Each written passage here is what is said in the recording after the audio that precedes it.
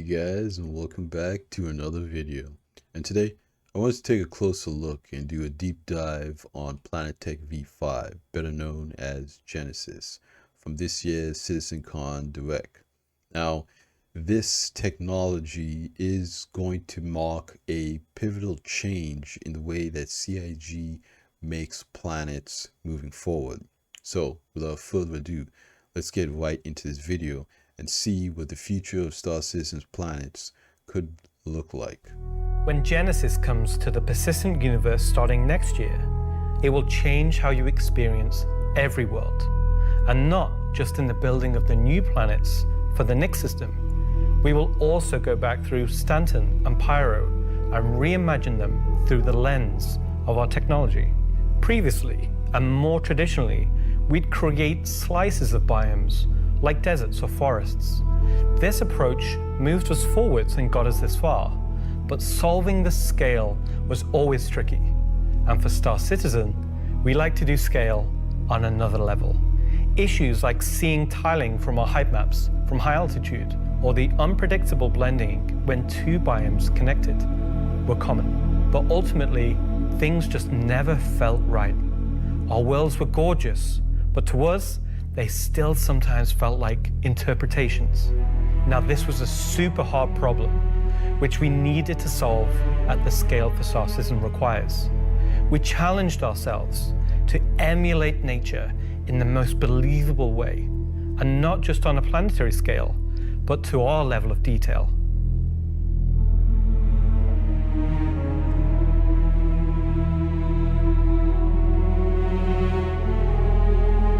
With Genesis, we've made a complete paradigm shift to how we do things.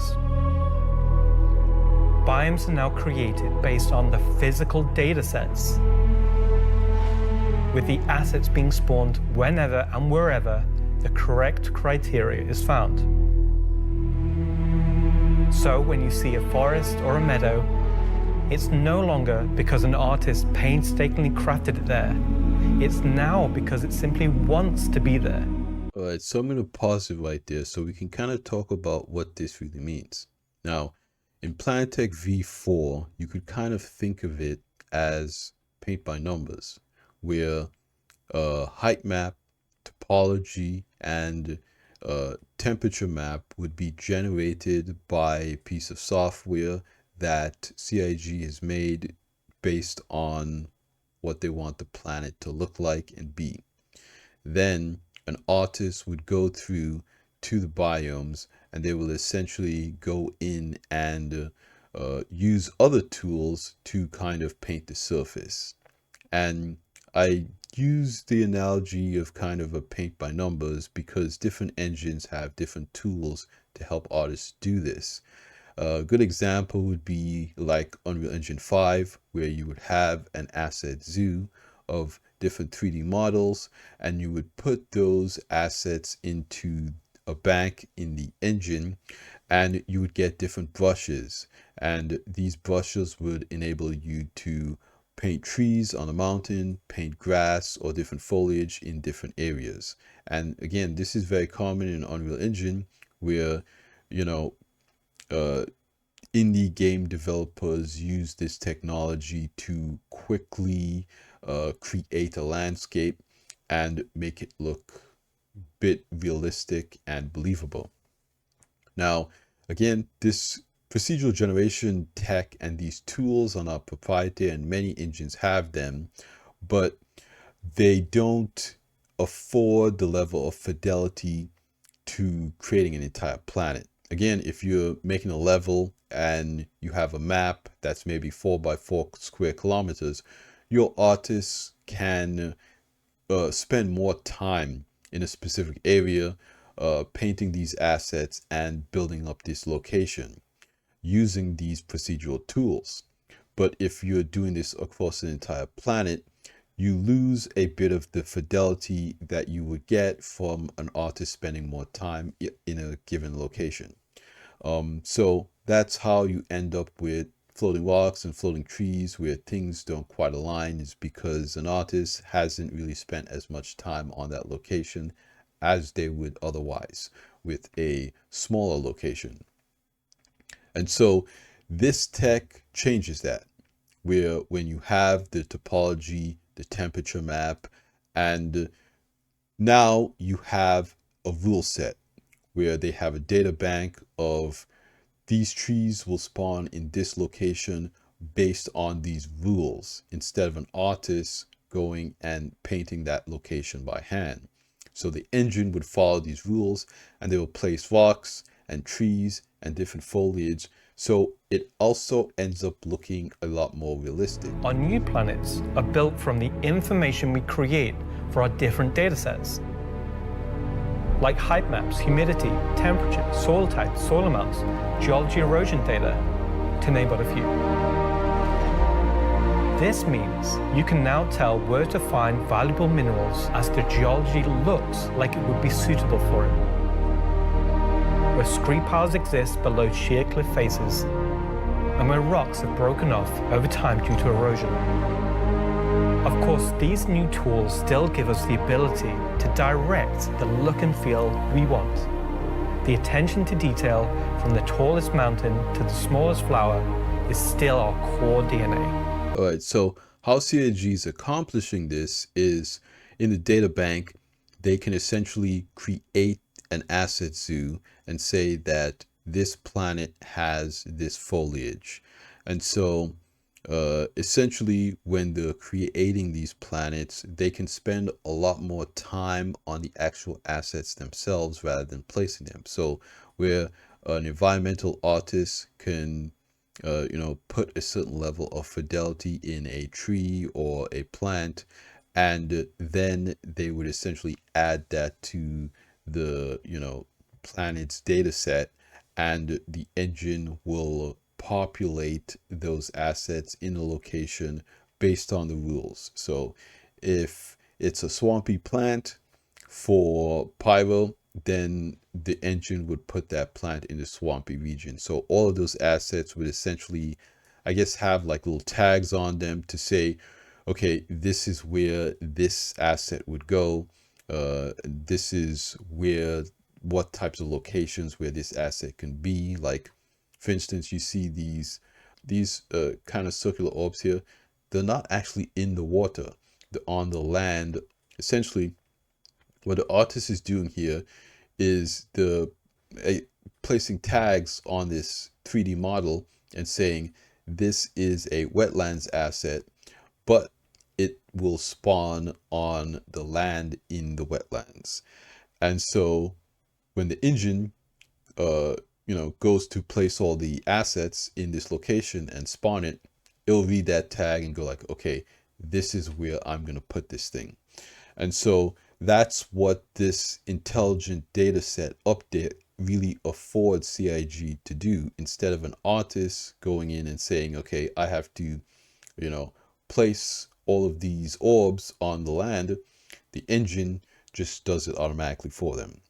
And it looks a lot more realistic because the data they're using is a lot more detailed than the simple rules that they had before with Planetech V4. With Genesis, we can now keep that detail-orientated mindset as we focus on the quality, and it provides the quantity. The orbit appearance of the planets going forward is far more tied to what is present on the surface. Previously, we had different data that drove the orbital and ground coloring. That's because the orbit was designed to look like vegetation that we'd place on the surface, and the ground coloring was trying to be a mix of soil, rock, and the organic compound coloring that forms the kind of colors there. Now we author much more of the data in a unified way. When you look at Earth, you see blues and greens for ocean and vegetation, and brown or yellowy tones for sand and soil. We wanted to keep it as simple as that. The same set of textures and data that define the color of the soil, sand, and rock on the ground are used to create the orbital look. Okay, so this is another point that I want to touch on that I think is really important. So when I kind of mentioned earlier that it was kind of like a paint by numbers system, this is a good representation of that. So this is a heat map where you would see the kind of areas overlaid on top of the topology. So this area here that looks 3D is the height map. That follows the topology that has been generated more likely by a separate piece of software. And then the heat map goes on top of that to kind of show, or the temperature map or whatever, would kind of show different things like temperature based on elevation and different biomes. And so an artist would see this light green area here, and they would take that kind of paintbrush tool and they place a bunch of trees here. And that you could think of as lot 0, right? And so that representation of the planet is the most detailed that you're going to see. This is the artist actually hand placing the trees and foliage in this biome using this procedural kind of paintbrush tool. But the data at from orbit is going to be this data. This is the data of the biome where you're going to just basically see foliage. And so that's basically what they're talking about here. You have hand painted data at the closest level of detail, which you could consider like a lot 0. And then from space, you just have the data of what could be there, what should be there. And so there's a slight disconnect between the orbital view and the ground view. And it's not really a big deal right now because, like in many things, when they make a ship, Lot 0 is the most detailed version of that spaceship, and that's when the player is right up against the ship. They're as close to the ship as possible, right? They could see the scratches in the paint, basically. But from far away, you're not going to see all that detail, so you don't have to worry about it. And that's kind of how Planetech V4 is right now. You have artists hand creating certain locations, painting the grass, painting the trees, and then from space, you kind of see just green foliage where there would be a forest. Now, with Planetech V5 and Genesis, the data from Lot 0 is the same as the data from Lot 5, where you would see it from space, because it is being generated from the same data bank. Instead of an artist hand painting that location, the engine is building that location from the data bank. So the engine just shares the information from Lot 1 or Lot 0 to Lot 5. So the view of the planet from orbit is going to be a lot better represented from space. So that's important because the way that CIG is changing traversal in the game, where they want you to fly to the atmosphere with the new atmospheric flight model and quantum boosting. So right now, the current way we traverse around planets is by using orbital markers, and then we slowly fly into the planet. This is important because it allows for that gradual transition from Lot 5 to Lot 1. So even now, you still have some pop-in where trees and certain things populate, but that is very consistent with a lot of other games. But it essentially means that at those far distances, you really can't see certain features on the planet, like, you know, different trees, mountains, hills, rock formations, and whatnot. It's a quote unquote different level of detail, a different lot. But with this, you will be able to see a lot of those things because it's the same data from Lot 0 to Lot 5.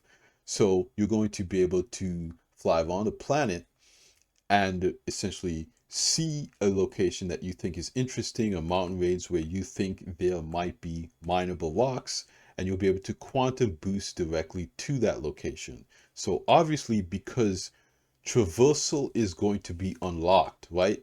Again, right now we use orbital markers to fly around a planet, or we quantum directly to a location. So the traversal is very different in the current iteration of the game, and so planet tech can be very different. But moving forward, where the player's movement is fully unlocked and we'll need to see different points of interest on a planet and be able to fly directly to it, we need a system where what the player is seeing from orbit and space and different locations is better represented at the entire range, throughout the entire range of detail, right? So that's why this update is so critical and why it's important for CIG to kind of have the engine generate a lot of this stuff. This creates a far more complete image and allows you to identify features, geologies, and potential points of interest all the way from space. One of the things that was missing from our terrain previously was simply feature complexity. Looking at our contemporaries, we lacked detail at the ground scale. To combat this, we've added a new layer of data. That layer is called the medium tiles. These are intelligently placed on top of the existing 4-kilometer terrain tiles based on slope, soil type, and other erosion data. And these medium tiles don't just create height changes, they also bring in local erosion data both for soil and bedrock size values. And this gives us a whole new level of terrain detail, of scale, and allows us to create far more unique locations across the planet. Let's focus on the grasslands and wetlands today. So, how are we making these look so great? Obviously, we've had grass before, but never meadows of it. Because until now, we haven't been able to spawn grass in large enough quantities or effectively represented at distance. So we're stepping up our game in terms of spawning, shaping, and shading grass. With Genesis, we now leverage GPU spawning to create vast quantities of assets across all biomes, whether it be dense meadows or more complex collections of ground cover like you can see in these wetlands. We are also able to fit our grass tiles to the ground by conforming them to the unique terrain underneath. Now we can finally cover complex terrain shapes with grass and ground cover assets, and as a result they are now gravity aligned, meaning each blade is oriented as you'd expect and not sticking out like before. Alright, so what CIG is basically saying here is that they're changing the way that they're spawning assets in the verse, right? And this is really important because it allows them to plug a lot of these assets into the data sets that they're using to create these locations in the first place. So with the grass specifically, they're utilizing GPU spawning, which is something that other engines utilize as well, like Unreal Engine, and that allows it to be a lot more efficient. Now, what they also talk about here is how a lot of this grass is viewed from a distance. Like they've had the ability to do this with the quasi grazer, and many people know that they have this ability when they did the carpets. So grass is going to look a lot more like fur or carpet, and that's going to make it look a lot better from a distance, and it's going to be a lot more performative, right? And so that makes the grass look better, but also perform better. Because we don't hide planetary transitions and allow you to view complex regions from very large distances, there are almost infinite perspectives from which you can see a location in Star Citizen. So, how can we afford to evaluate complex spawning logic at runtime for the entire swathes of the planet? Enter the virtual terrain. Virtual terrain, or VT for short, is how we now cache and represent our terrain at varying scales. This has been the enabler for all of the lovely advances in terrain complexity and asset spawning we've shown so far, and it's also how we now evaluate and represent vegetation from a distance. So basically what's happening in this part of the presentation is they're basically panning across a topology, and you can see different squares scaling depending on how close they are to the center of the screen. So as the camera is panning across the topology, larger squares are being subdivided into smaller squares. And so basically what's happening here is this is kind of like a dynamic LOD system. The terrain or the thing that the player is viewing is becoming more detailed the closer it is to the center of the screen. So you see this large tile over here, it's kind of in the player's periphery. So it is a little bit bigger, right? And because the player is panning in this direction, the most detailed squares are kind of off center. They're not right in the middle of the screen because the player is moving this way. So the system is anticipating that the squares need to be subdivided ahead of the camera. So you see one large square here, but behind the way the player is panning, you see two large squares here. And then kind of off to the side, but still centered, is all of these subdivided squares, right? And so that's really important because it keeps the most detailed area front and center for the player. So this is going to potentially help improve performance and detail at the same time. For all of our biomes, we're now able to use the same shading model for the distant representation as the close-up asset, whether that's our lovely rolling hills, some more dramatic rockscapes, those muggy wetlands, or even our festering swamps. So you guys, that's Genesis and Planetech V5. A huge shift in the way that CIG is making the game. Thanks for hanging out with me again. I'm going to be making a lot more videos about the CitizenCon presentations, so be sure to stay tuned for that. And like I always say at the end of these videos, you guys, like the video if you liked it, subscribe if you want to see more, and I'll see you guys in the next one. Salut.